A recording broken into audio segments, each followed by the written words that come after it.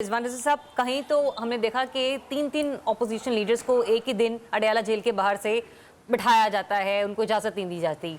तो हमने ये भी देखा और पता ये चला कि जी दफ़ा 144 का नफाज़त तो कर दिया जी अंदर। और आज वो दिन भी हमने देखा और कल का दिन भी हमने देखा कि एक सूबे के वज़ीर आला से 1.5 घंटे की मुलाकात हो रही है। So what's going on? मुलाकातें हो रही है और क्या हो रहा है।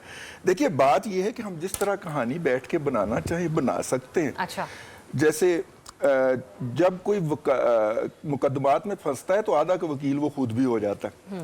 और मैंने बड़ी कोशिश की, सार राना साहब की सिफारिश से मेरे मुकदमात खत्म हो जाए, नहीं हुए।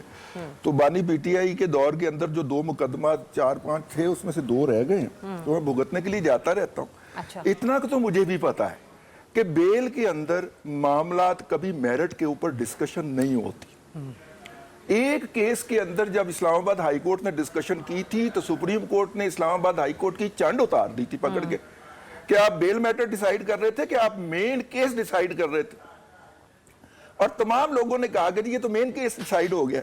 हमने कितनी कन्वीनियंस के साथ, एक बेल का मैटर है जिसमें जज साहब ने मेरिट की तरफ नजर उठा कर नहीं देखा। 2 टेक्निकल ग्राउंड हैं जी। एक तो ये कि डेढ़ दिन के अंदर जनाब चालान फाइल हुआ है जनाब, 1.5 दिन के अंदर तहकीकात ही मुकम्मल नहीं हो सकती। ये पहला टेक्निकल नुक्ता उठाया गया था।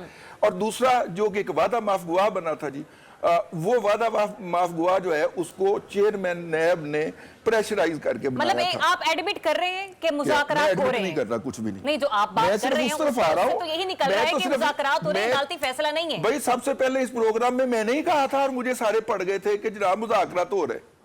सबसे पहले मैं खाकसार ने इस प्रोग्राम के अंदर आपने कल कहा कि मुज़ाकरात नहीं हो रहे। मेरी खबर है, आपने कल कहा, कल के प्रोग्राम में। उस वक्त मेरा ख्याल है मैं बाहर बैठा हुआ था, नहीं हो रहे थे, कल छुट्टी थी प्रॉपर।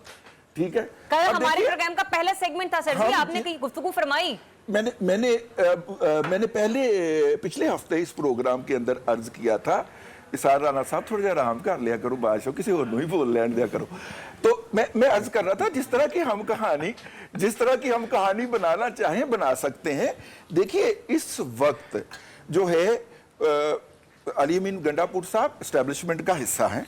एस्टेब्लिशमेंट क्या होती है? जो हुकूमत कर रही होती है, और वो एक फेडरेटिंग यूनिट को हेड कर रहे हैं। वो अपनी पार्टी के चेयरमैन के लिए कोई रिलीफ चाह रहे हैं, बिल्कुल चाह रहे हैं। पहले उन्होंने उनकी हमशीरा को रिहा करवाया, बिल्कुल करवाया। पहले उन्होंने उनकी जोजा को रिहा करवाया, बिल्कुल करवाया। अब वो चाह रहे हैं कि उनकी रिहाई भी अमल में आ जाए। कल एपेक्स कमेटी के अंदर भी उन्होंने जो वो पब्लिकली जो बात कही है और जो छिन के बाहर पहुंची है वो भी यही थी। तो अगर उनको ये रिलीफ कहीं और से मिलता है और अदालतों से नहीं मिलता तो उन्हें लेना चाहिए, ये उनका डिवाइन राइट है। और उनको मुज़ाकरात भी करने चाहिए। और राब्ते तो हमेशा अपोजिशन के साथ होते हैं ना। देखिए, 3 लोग गए हैं ना, अमर डोगर और असद कैसर और बैरिस्टर गौहर इकट्ठे होके स्पीकर कौमी असम्बली के पास कि जनाब आप जो है ना वो हमें इसमें से निकाल लीजिए, 24 में से, और कोई कमेटी बना दीजिए ताकि हम जाके बानी पीटीआई को कह सकें कि देखे जनाब मुज़ाकरात का आगाज हो गया। उन्होंने कहा पहले पूछ के आओ बानी मानदा भी है तो इस कमेटी को नहीं मानदा। अब वो कल दोबारा जाएंगे स्पीकर के पास। तो राब्ते तो चल रहे होते हैं ना, ठीक है ना, और उन्हीं से ही चल रहे होते हैं। ठीक है, विद ड्यू रिस्पेक्ट मुझे थोड़ी इजाजत दीजिए क्योंकि साद रसूल साहब हमें अगले सेगमेंट में ज्वाइन नहीं करेंगे। तो मैं बस जाते जाते ब्रेक पर उनसे एक सवाल लेना चाहती हूँ। साद रसूल साहब, ये 24 नवंबर से पहले आपको मामला किसी बेहतरी की तरफ जाते हुए नजर आ रहे हैं? आप बैरिस्टर तो हैं ही, लेकिन दूसरी भी आपकी कैप में एक फेदर लगा हुआ है एक एंकर पर्सन का, तो मैं उसके ऊपर आपका तबसरा चाह रही हूँ। अब साद रसूल साहब, आप मुझे सुन पा रहे हैं? जी, मैं आपकी इजाजत से इसको थोड़ा सा इस तरह आंसर करना चाहता हूँ। जी जी, कि किसी भी पार्टी को, किसी भी रियासत के इदारे को, किसी भी हुकूमती ओहदेदार को ये बात मेरा ख्याल है गैर मुनासिब है कि हम कहें कि वो रिलीफ मांग रहा है, हम रिलीफ दे रहे हैं, वो नहीं लेना चाहता, वो लेना चाहता है, वो घुटनों को हाथ लगा रहा है, हम घुटनों को हाथ लगा रही है। इस तरह की जो सियासी बातें हैं, इससे दर्जा हरारत बढ़ता है। बात बड़ी बुनियादी सी है। अगर 24 तारीख को ज्यादा लोग ना भी हों, मैं आपसे कहता हूं कि अगर 24 तारीख का धरना भी अनाउंस नहीं हुआ था, अगर 5 लोग एक छोटा सा प्ले कार्ड खड़ा उठा के लिबर्टी चौक में या डी चौक में खड़े हो जाएं तो हुकूमत को चाहिए उनसे बात करें।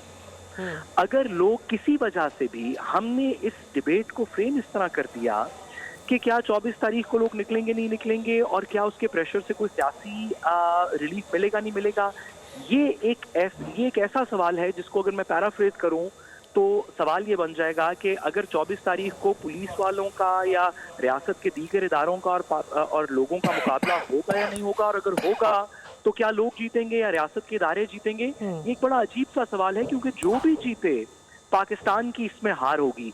ये कितनी मुनासिब बात हो कि कुछ लोग अगर किसी भी वजह से अपनी अच्छी बुरी खराब गुमराह जैसी भी डिमांड्स, अगर लोग पाकिस्तान के शहरी हैं जो अपनी ऐसी किसी भी डिमांड के लिए बाहर निकलने को तैयार हैं, टीयर गैस खाने को तैयार हैं, रुकावटें अबूर करने को तैयार हैं, तो क्यों नहीं हुकूमत और इदारों को चाहिए कि अपने उन्हीं शहरियों से बात कर लें। आप जो बातें कर रहे हैं बैरिस्टर साहब, वो बहुत ही मुनासिब गुफ्तगू है जो आप फरमा रहे हैं। आपका बहुत शुक्रिया वक्त के लिए।